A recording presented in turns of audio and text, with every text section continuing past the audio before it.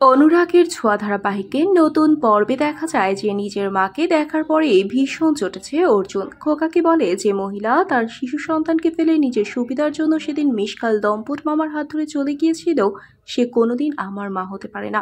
I hate Pritha Banerjee, সে চক্রবর্তী হতে পারে না। অর্জুনের কথা শুনে চমকে ওঠে দীপা, কাছে এসে বলে তার মানে ওই পৃথা ম্যাডাম তোমার মা আর মিশকার মামার।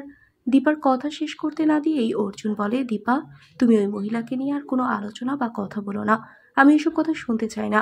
দীপার কোনো কথা না বলেও মনে মনে বলে, মিশকার মামা তাহলে এতটাই বাজে?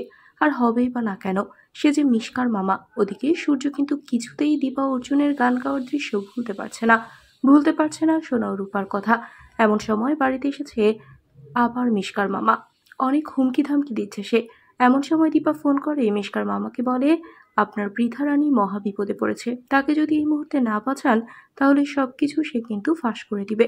মিশকার মামা এমন কিন্তু ভয় পেয়ে যায়।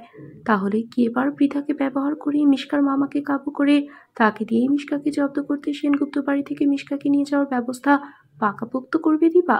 আর বৃথা কি আবারও ফিরে আসবে বাড়িতে, মানে নিজের ছেলের কাছে? বন্ধুরা, তোমাদের কি মনে হয়? এক্ষুনি একটি লাইক দিয়ে এবং কমেন্ট করে জানিয়ে দাও তোমাদের মতামত। ধন্যবাদ।